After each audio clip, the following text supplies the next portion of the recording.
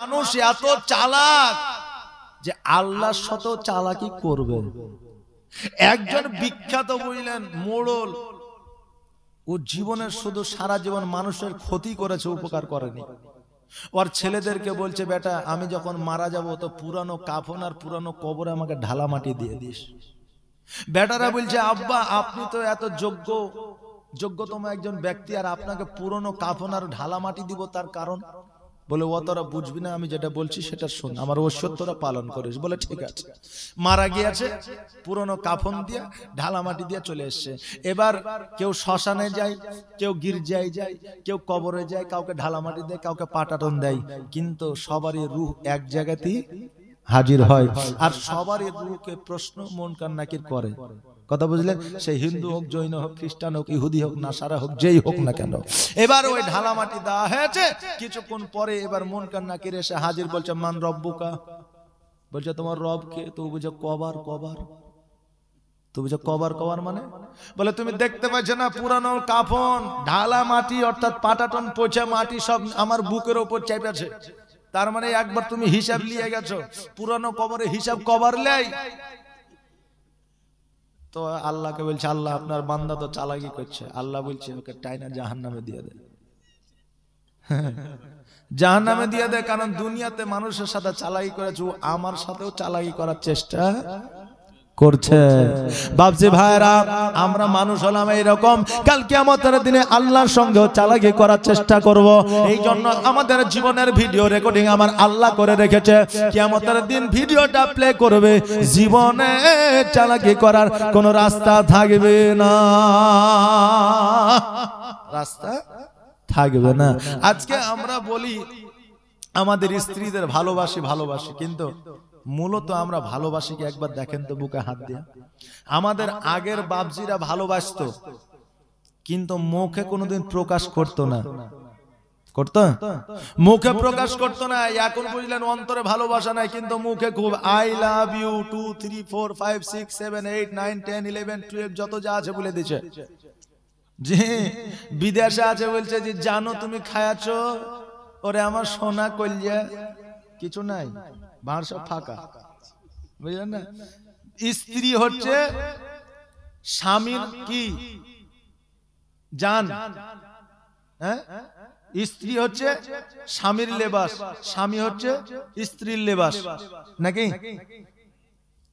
স্বামী অফিসে আছে, স্ত্রী সারাদিন কাজকর্ম করে দুপুর বেলায় চুপ করে দেখছে বিছানায় শুয়ে আছে, সিরিয়াল দেখতে ভালো লাগছে না, শফিক দেখতে ভালো লাগছে না, কার্টুন দেখতে ভালো লাগছে না, তো ও দেখছে দেখি আমার জানকে একবার কলটা লাগায়। জি, তো কল করে বলছে জান কেমন আছো? ভালো আছে, তুমি দেখোনি নাকি আমাকে? সকাল 10টার সময় তো অফিসে আইলাম। জি, তাহলে একটু কথা বলার জন্য ফোন করলো, ফোন রাখো আমার অফিসে প্রচুর কাজ। আর যখন গার্লফ্রেন্ড ফোন করে,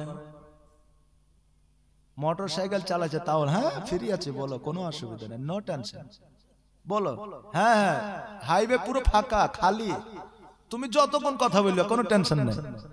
জি, যেটা হালাল আমাদের জন্য সেটার প্রতি অনীহা, আর যেটা হারাম আমাদের জন্য সেটার প্রতি আমাদের আকর্ষণ। আচ্ছা, এগুলো কিয়ামতের আলামত। এই বাপজি ভাইরা, হারাম হচ্ছে পণ আর হালাল হচ্ছে মোহরানা। কিন্তু মোহরানার সময় মায়েদেরকে বলে 1001 টাকা করেন, আর পণের বেলায় 5 লাখ টাকা না হইলে হবে না, 5 লাখ টাকা লাগবে, বলে না জি বলে। তা আমরা মুসলমান, আমাদের হারামের প্রতি লক্ষ্যটা বেশি আর হালালের প্রতি লক্ষ্যটা কম। এক বৃদ্ধের স্ত্রী মারা গেছে, কবরে যা তার পরের দিন হাওয়া করছে, কবরে যা হাওয়া করছে। এখন স্বামী আর স্ত্রী রাস্তা দিয়ে চলে গেছে, বুঝে দেখো তো আর স্ত্রী মারা গেছে, তার স্ত্রীকে কত ভালোবাসে, কবরে হাওয়া করছে মারা যাওয়ার পরেও, আর আমি তোমার স্ত্রী বেঁচে আছে, তুমি আমাকে একদিনও হাওয়া করলে না। স্বামী বলছে নিশ্চয় ভালো কাজ করেছে ওই জন্য হাওয়া করছে, কিন্তু তুই তো ভালো কাজ করিসনি, তোকে কি করে হাওয়া করবো? এই যে কি ভালো কাজ করেছে চলো জিজ্ঞাসা করে আসি। যাওয়ার পরে বলছে আচ্ছা চাচা, আপনি যে আপনার স্ত্রী কবরে হাওয়া করছেন, ই যদি ভালো কাজ করে যায় অবশ্যই ভালো হাওয়া আল্লাহ দিবে, তোমার হাওয়া লাগবে না। আর যদি খারাপ কাজ করে যায় তুমি যতই হাওয়া করে এই হাওয়া কবরে পৌঁছাবে না। তা আপনি বাড়িতে যান, হাওয়া আর করতে হবে না। বলছে তোমরা যেখানে যাচ্ছ সেখানে যাও, আমি হাওয়া করছি, আমাকে হাওয়া করতে দাও। বলছে চাচা আপনি আপনার স্ত্রীকে এত ভালোবাসেন? চাচা বলছে ভালোবাসা কে রে? ভালোবাসা কি জিনিস? ভালোবাসা কিছু নাই। আমার স্ত্রী যখন মারা যায় তখন আমাকে বলে গিয়েছিল যে আমি মরলে তুমি তো বিয়ে করবাই, তো কমসে কম আমার কবর যতদিন না শুকাবে অতদিন বিয়ে করিও না। এই জন্য দেখছি শীতের রাত্রি কুয়াশাতে কবর ভিজে গেছে, কবর শুকাতে দেরি হয়ে যাবে, এই জন্য আমি হাওয়া করছি যাতে তাড়াতাড়ি কবরটা শুকায় আর আমার তাড়াতাড়ি যাতে বিয়েটাও হয়। লোকে মনে করছে আহারে কি মহব্বত, কিন্তু অন্তরে মহব্বত নাই, লোক দেখানো। তা আমরা যারা যুবক যুবতী আছি বুঝলেন, তারা আমরা বলি আই লাভ ইউ 2 3 4 5 6 7 8 9 10, আমরা বলি জানো কলিজা সোনামণি টিয়া, কিন্তু আমাদের অন্তরে মহব্বত নাই। আগের বাপজিরা কিন্তু এই শব্দ ব্যবহার করতো না, তাই বলে কি বাপজিদের স্ত্রীর প্রতি মহব্বত ছিল না? ছিল। এখনই মহব্বত নাই। আপনি বলবেন হুজুর এখন তো এত যুবক যুবতী মোটরসাইকেলে চলে, তাদের মহব্বত দেখে তো মনে হয় যে হেভি প্রেম, কিন্তু এখন পরকীয়া বেশি। বেশি না কম? পরকীয়া বেশি। আচ্ছা মহব্বত থাকলে পরকীয়া কম হবে না বেশি হবে? যে কম হবে। মহব্বত কম তাই পরকীয়া বেশি, আগে মহব্বত বেশি ছিল তাই পরকীয়া কম ছিল।